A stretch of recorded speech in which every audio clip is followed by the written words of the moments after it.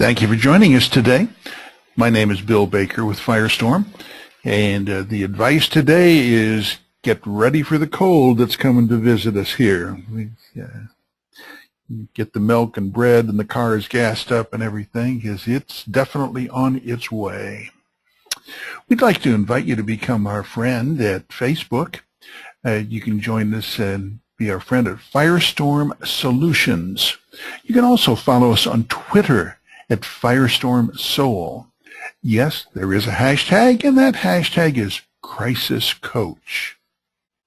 Firestorm transforms crisis into value and empowers you to manage risk and crises. Firestorm has expertise in crisis management, critical decision support, crisis communication, crisis public relations, and consequence management. Keep in mind the presentation today is not complete without the accompanying oral comments and discussion. And the work product that we discuss must be considered in conjunction with your organization's personal counsel. And the information should not be interpreted as legal advice or legal opinion. We're pleased to have the Georgia Independent School Association as our co-host and sponsor of this Crisis Coach webinar series. Today, the subject is behavioral risk threat assessment. How do you know what you don't know? We invite you also to go to firestorm.com/GISA to watch past webinars, and you can register for future webinars in this series. These free webinars are provided by the Georgia Independent School Association for their members and their friends and their families. Jim, do you have something to say about our friends at Georgia Independent School District? Jeff is not with us today. Yeah, we missed Jeff and Candy today. They're out helping schools across the state and is coming together. For those of you who did not get a chance to come to the annual conference in Atlanta last week, you missed a great event. There were 2,000 people, multiple breakout sessions, keynote speeches. It was a wonderful opportunity to network and understand what's been going on in our schools and are happening in each of these areas. And the Georgia Independent School Association continues to provide those types of learning opportunities, and I know there's a full calendar set at the start of the year that you can participate in and look forward to having that contact. I was fortunate enough to be involved with a breakout session at this area. What every head of school needs to know was what our focus was, and it was a good discussion as we carried forward. So I would encourage you to continue to take advantage of your membership opportunities within the Georgia Independent School Association. I'm Jim Satterfield. I'm president and founder of Firestorm, and I'm going to be your presenter today. So thanks for taking some time with us as we think about behavioral risk threat assessment and how we would focus within our schools. And I think just as an update, unfortunately, we continue to see these events occur. We all were reminded of the shootings out in Seattle just recently as these stories unfold and seeing those areas.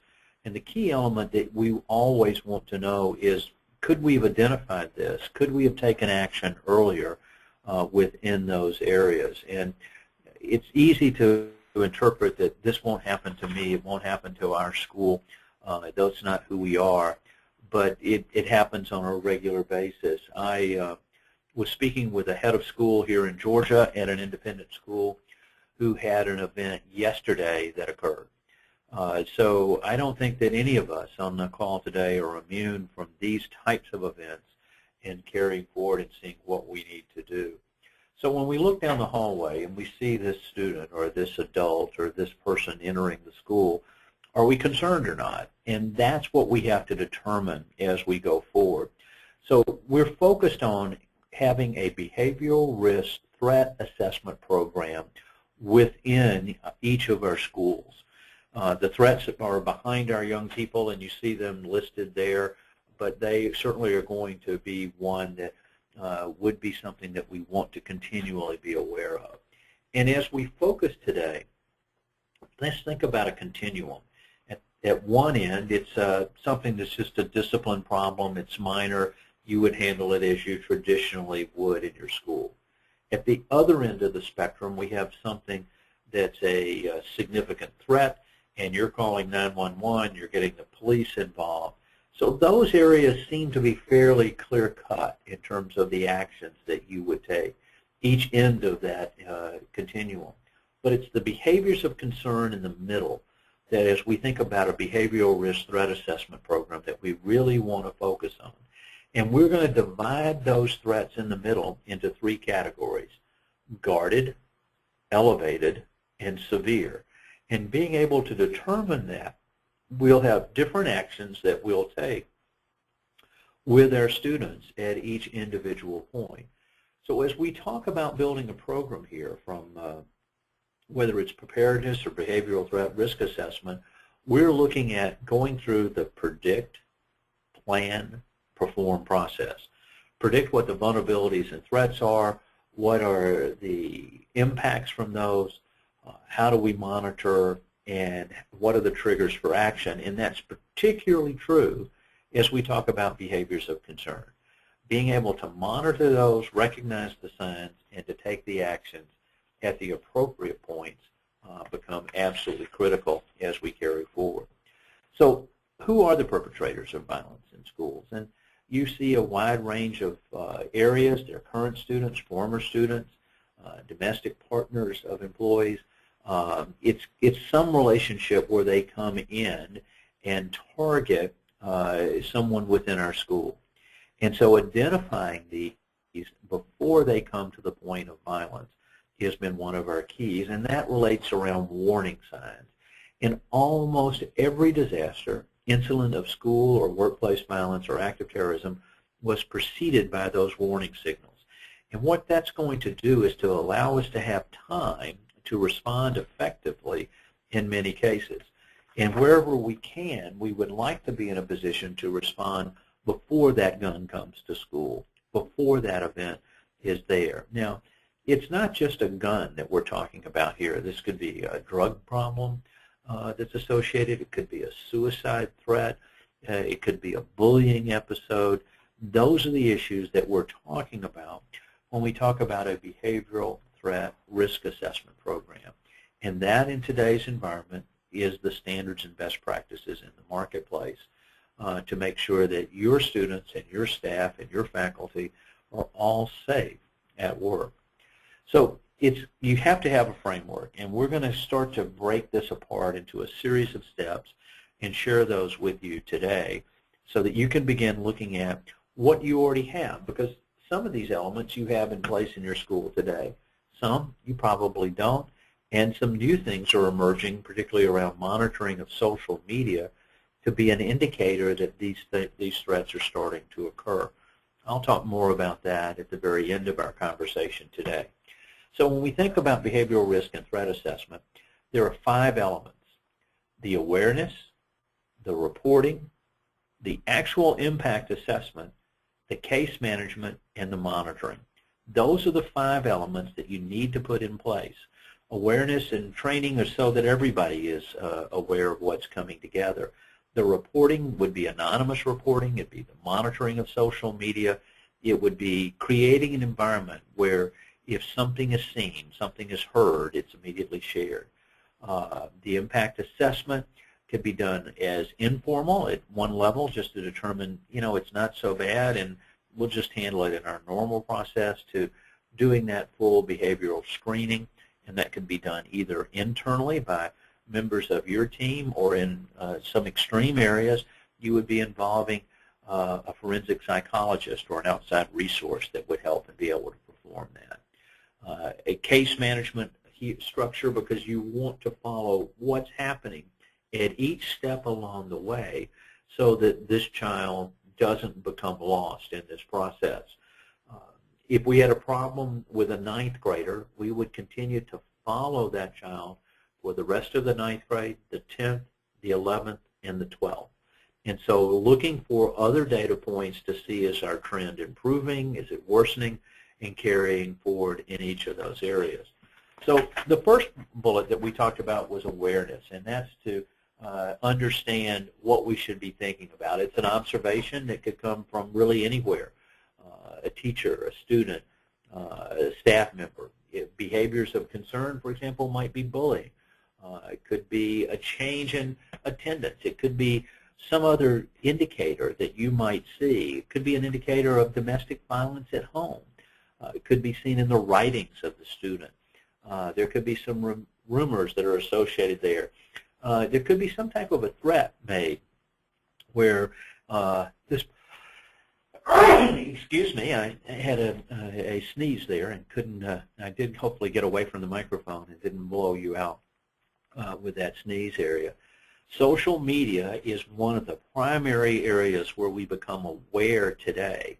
And if you don't have a social media risk monitoring program in your school, you're missing the primary intelligence tool to determine what's going on. And this is more than doing a Google search. Fortunately, to have such a program in place would cost less than 50 cents an hour. So it's a fairly reasonable tool to add into your tool belt to provide that. And then finally, the fight on the football field.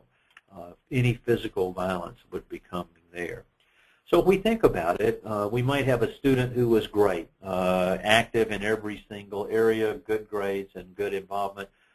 This is a sketch from a presentation that Susie Laughlin, who's our EVP and Chief Administrative Officer, had done for Association of Business Officers on a national event.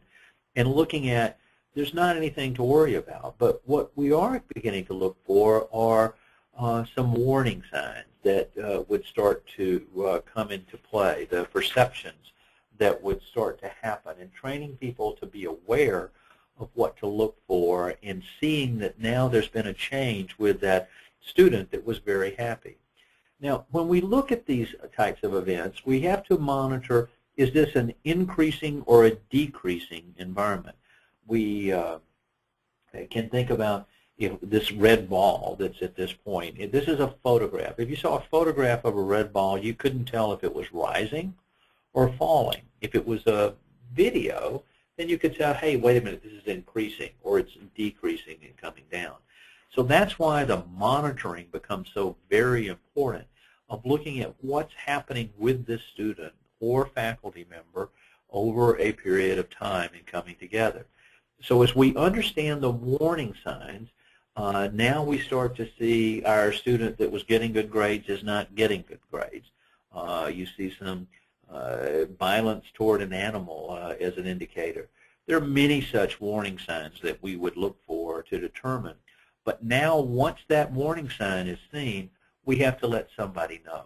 And that behavior of concern could come with a text message, an email, a phone call, an in-person comment to a teacher, even a suggestion box. All of those things would come back in and would come and be tied back into a threat assessment team. That's the acronym TAT.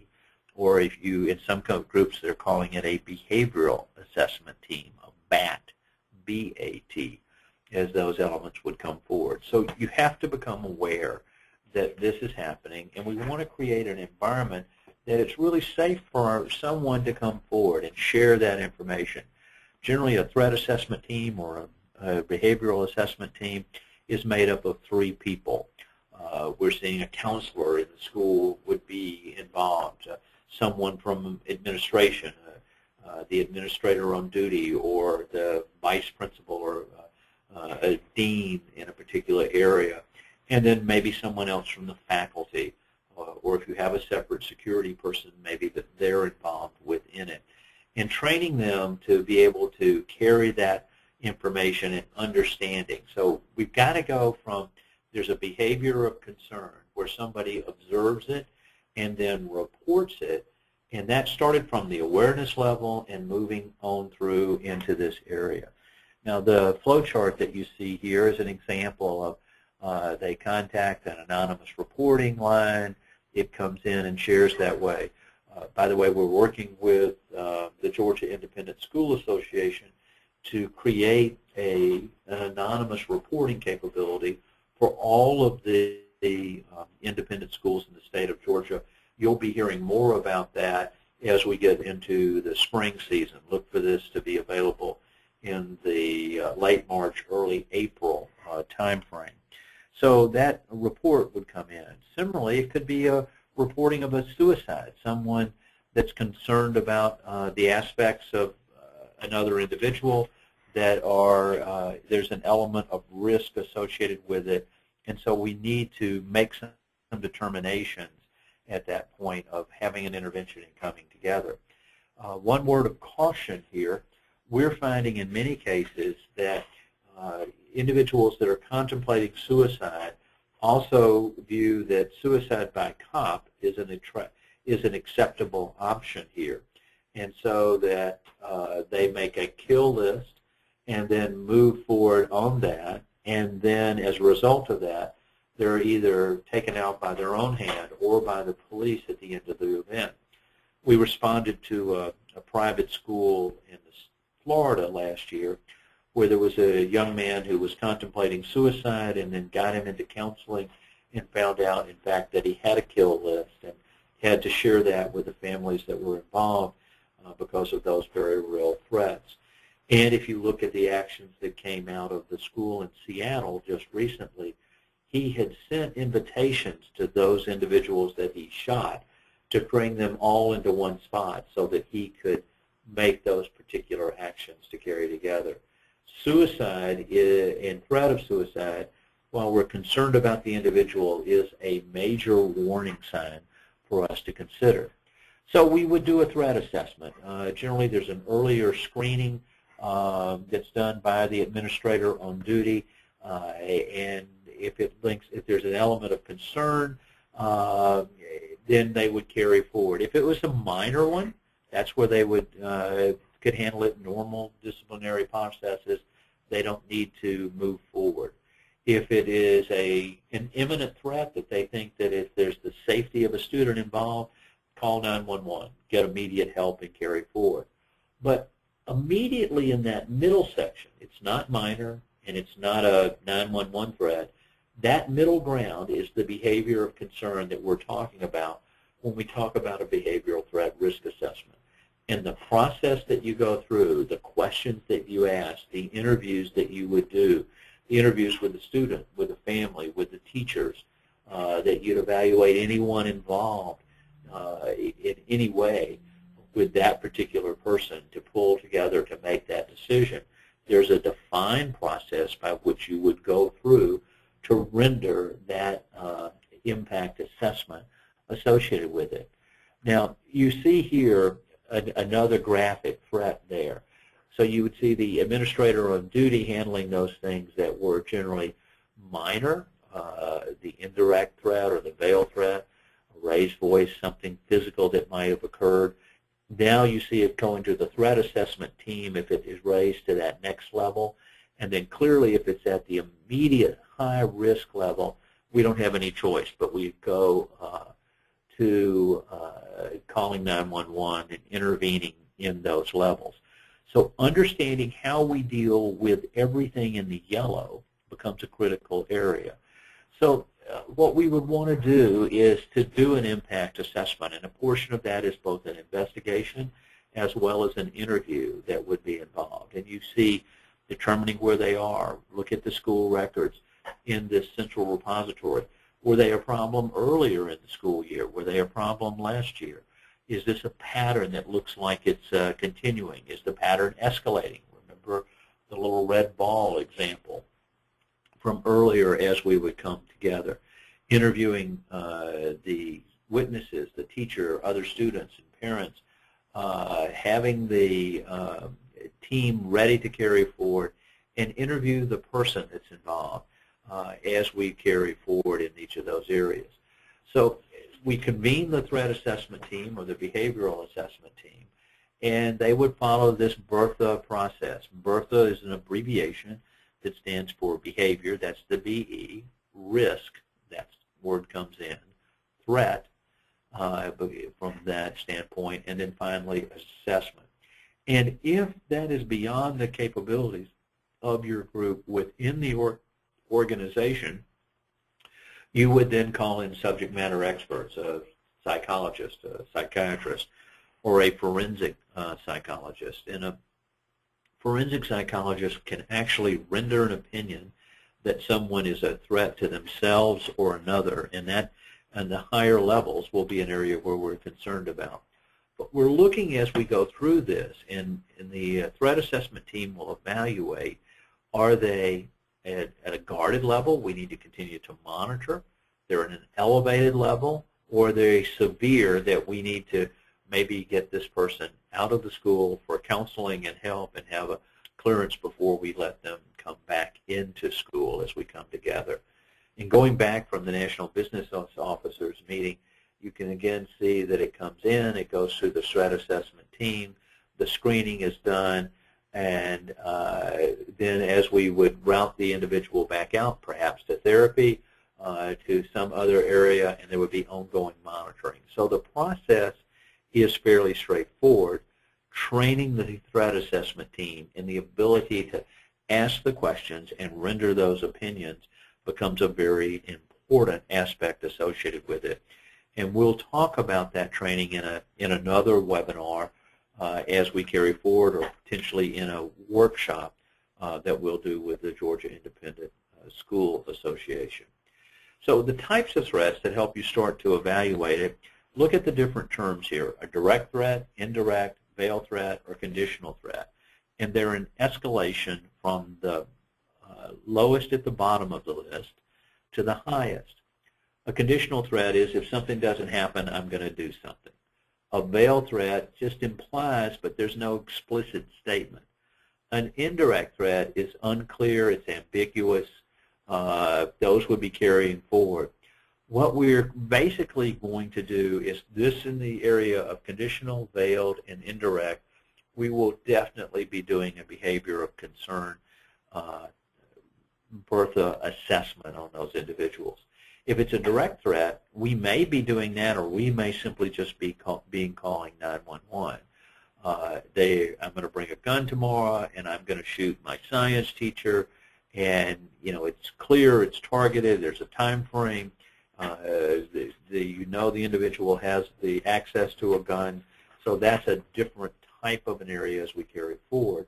And clearly, the threat levels vary as we look at from low to medium to high, as we've talked about.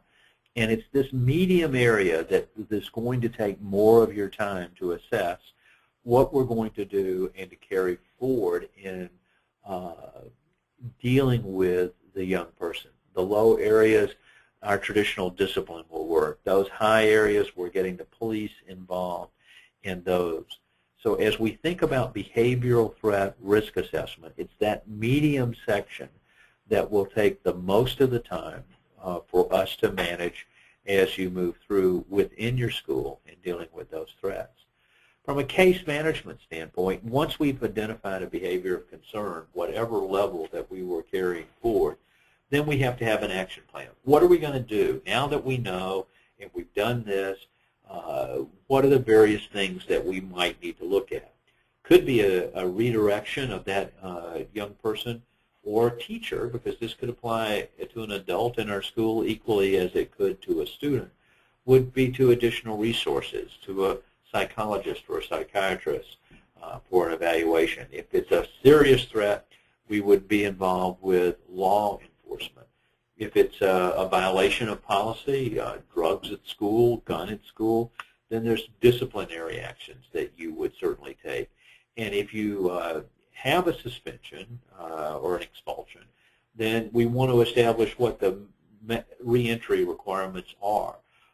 We want to have a medical clearance that a professional in the space is going to state that this person does not pose a risk to themselves or others within those areas.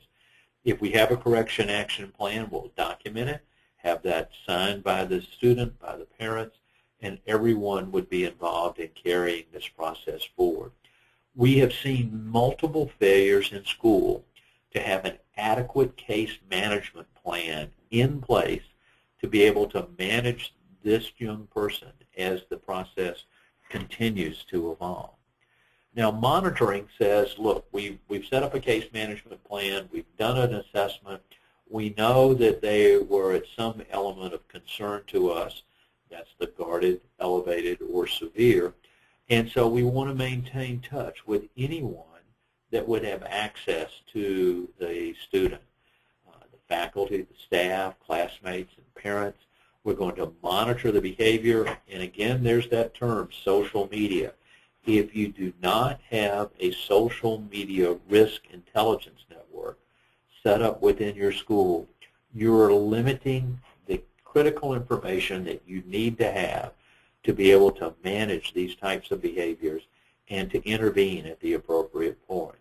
We'd also look at their academic performance. Are they back to getting good grades, who they're involved with from relationships, their attendance, and we will have to continually evaluate, is our plan working and does it meet our particular needs? Now, there's lots of graphic representations of how this would come together, and you probably can't read all the fine print on this screen. If you'd like a copy of this, just let us know and we can work out getting you that. But so there's an act of violence or some implied threat of behavior. If it's very serious and if you think it's imminent, we immediately are going to go to law enforcement. If it's lesser, then we're going to have some response there.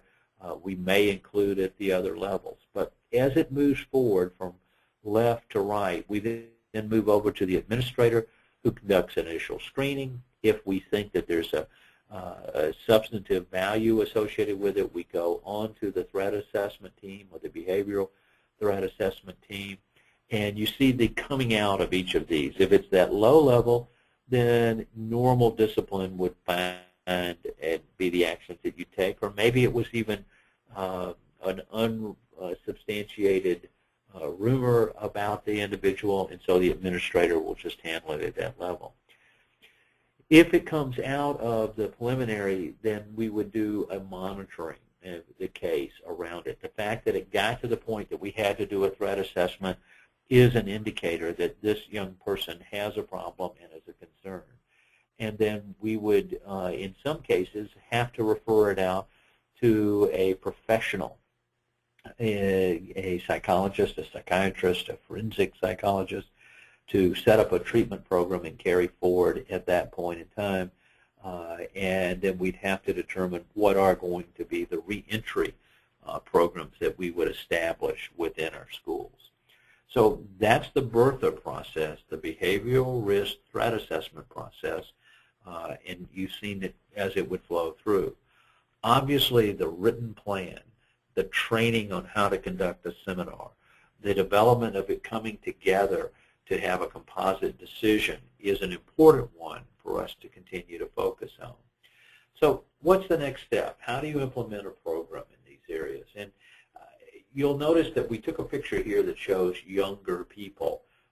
The first picture that we had shown you in today's webinar showed high schoolers. But we're seeing these behaviors of concern moving progressively younger as we go over. We this year had the stabbing of a young girl by two of her friends because of programs that they'd been watching on the internet, and they thought that this would gain them an advantage with Slim Man in that particular area. We've heard other examples that have occurred in children at younger ages. So behaviors of concern aren't suddenly a trigger that happens in junior high or happens in high school. It can happen earlier in starting together. So you have to have a framework. You've got to say, this is our program, these are our goals, this is what we're going to accomplish with it.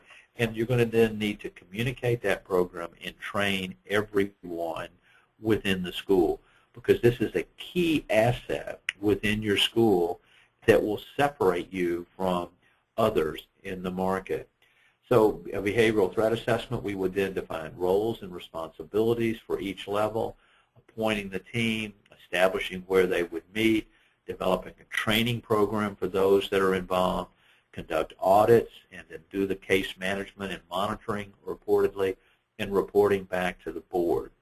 Your board of your school has a governance and a fiduciary responsibility here to carry forward. and they are one of the key drivers in this element.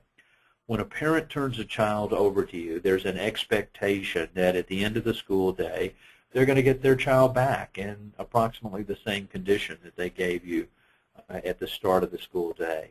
And so having a behavioral risk threat assessment program certainly could outline that.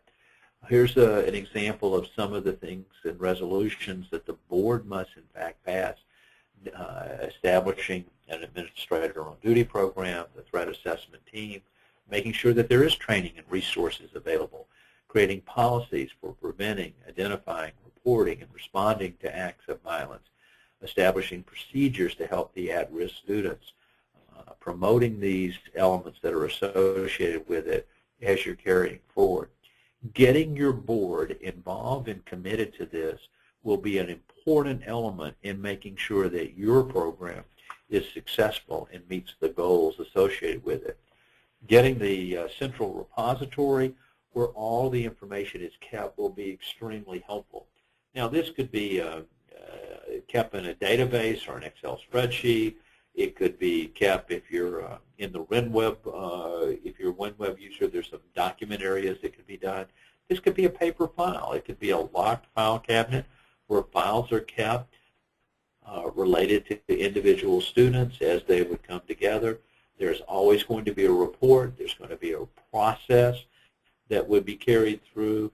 There's a review and sign-off so that there is controls associated with it. But the central repository, this vortex or warehouse, is a critical element that would come and help in each of these areas.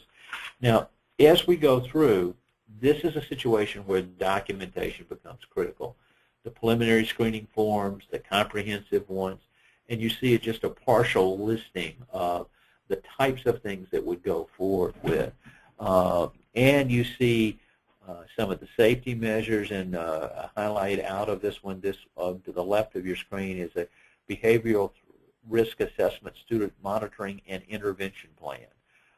What we're doing at each of these points, what's being carried forward, and putting together. But there's similar forms for each one of the things you see listed on the right. And so having those in place and then having trained makes a major difference. So as we think about it, we have to have an awareness. We have to train everyone associated with our schools on what the warning signs are. What are the behavior concerns? What are the reporting opportunities? And a trusted reporting process becomes absolutely critical. There needs to be confidentiality here. We want to encourage someone to come forward the moment they see these types of areas. And as we share with you later, the anonymous reporting opportunity that you'll have with GISA, I think that will fit in very well. We provide training on how to report, determine who will receive all of the reports that come in, setting a schedule then on how we're going to carry forward. And like with any other program, we have to have backups in place to be able to handle those activities. Then there must be not only the what's, the how-tos, and that's what makes a plan actionable. You'll see here in the onset phase, the reporting notification, depending upon the urgency in step 203, notifying the various parties in 205, 207, keeping the information confidential, 209, reporting. So there's a very clear process, and a checklist is a great way to maintain each of those actions, and they're checklists at every one of the phases as these would carry forward. Also, as we look at what you're going to do as you investigate the report that came in, the methodology that you're going to follow, the screening tools, and there are a variety of ones out. You can get the Secret Service questions that are available to the FBI. There's Waiver 21. There's Mosaic. All of these programs are excellent. We can share with you what Firestorm has selected if you would like to determine those screening tools. But the key is training of the individuals who will do the screening and then following it specifically every single time as we would go forward. So this is not something that is going to take just a few moments. This is a process that must be followed in each and every single area. And then the information has to go into this database, this vortex, this warehouse. As we would have that we'd be able to determine. In some cases, we may refer out to a substance abuse facility to handle drugs or alcohol or anger management or counseling. Having relationships, many of you have psychologists within your schools, and that's great. If you don't, who else can you refer to within your community? And in our case management plan, we establish at the very beginning what's going to be required for the return to school. A medical clearance, a statement from a doctor, whatever the corrective actions elements are listed there. And you can start to see how these types of things could have very clear guidelines of what's going to happen on the returning day, the discharge from the hospital, the meetings with the parents, identifying who supports the program, how we address it, designating each of these areas. So establishing the reentry guidelines are going to help us have an enhanced success rate of how we have dealt with the particular threat that's coming forward. Now we've gone through, we've had a behavior of concern, we've done an assessment, we've done the casework, and we've gotten them help, and now we've had a readmission. Now we have to monitor. The monitoring isn't over once this is done. We're going to monitor this person for the rest of their school career with us, because that is going to be an important element to determine, has the problem de-escalated, or is the problem escalating or continuing to be a behavior of concern as we're focused in each of these areas. And so having the ongoing monitoring is one of the critical security factors that you need to have in place. So if we wanted to summarize all of the activities, you'll see them listed here. We want to have a policy or a plan of how we're going to move forward, and that should be a motion from your board directing senior leadership, the head of school, to put these in place. We want to determine the warning signs and have an awareness program so that that's in place. We create the behavioral risk assessment team associated with it, defining the roles and responsibilities, giving them training. It's listed below, but anyone who serves on that group and who are the alternates that would be able to carry forward, then doing the investigation.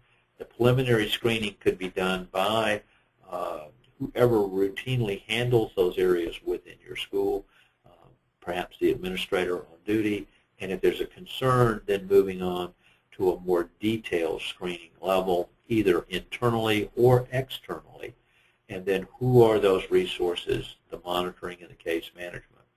All of these elements come together to make up a behavioral threat risk assessment program, because having this behavior identified, assessed, and then managed and monitored will make a difference between an outcome where someone goes ahead to lead a happy, healthy, positive life, or we're dealing in a situation that can change the lives of that person and your school forever. So this is a critical time. We're saying no one is immune. I don't care whether you're an urban school in Atlanta or a suburban school or a country school, you have that same level of exposure as these elements would occur. The school we responded to yesterday here in Georgia was not in the Atlanta area. They were in a rural environment, but it didn't lessen the impact of what was going on within their school. If you'd like to know more about where your school is relative to standards and best practices from a preparedness standpoint or even a behavioral threat risk assessment area, you can contact Firestorm. As a gold sponsor of the Georgia Independent School Associations, we've made available a $2,500 assessment of where your plans are relative to standards and best practices. And that's been underwritten by the Georgia Independent School Association, so there is no cost to you or your school to have that conducted. It can be done first with a phone call and an an interview, and then if we need a site visit, that can be arranged as the process would continue to move forward. So our thanks to the Georgia Independent School Association for not only underwriting this webinar series, but providing opportunities for all of us to receive continuing education and training. The conference that was held in Atlanta at Mount Pisgah was certainly a great example of what you can achieve and what you can see on a regular basis. I would encourage you to make plans now to attend the conference next year. It'll be again early in November of 2015, and it will involve, again, nationally recognized speakers and information that is quite valuable to you and your school. It will also be held again this year at Mount Pisgah. It's a gorgeous facility and certainly worked out for all of the sessions that were being considered and delivered. So this is part of the Crisis Coach Workshop Series underwritten by the Georgia Independent School Association. If you'd like to watch any of the previous webinars, you can go to firestorm.com and be able to view those on demand, or you can register for future webinars within this webinar series. They're held once a month for members of the Georgia Independent School Association.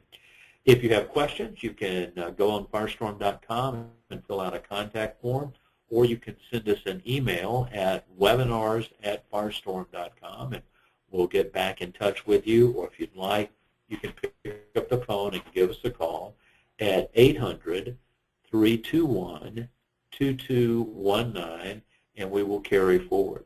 We're going to try to reach out to everyone that was on the webinar today to see if you've got questions and if we can help with some answers. So we'll try to give you a call next week and provide that coordination.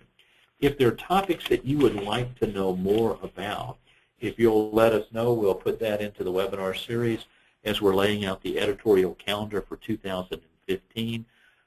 And we're excited about the relationship.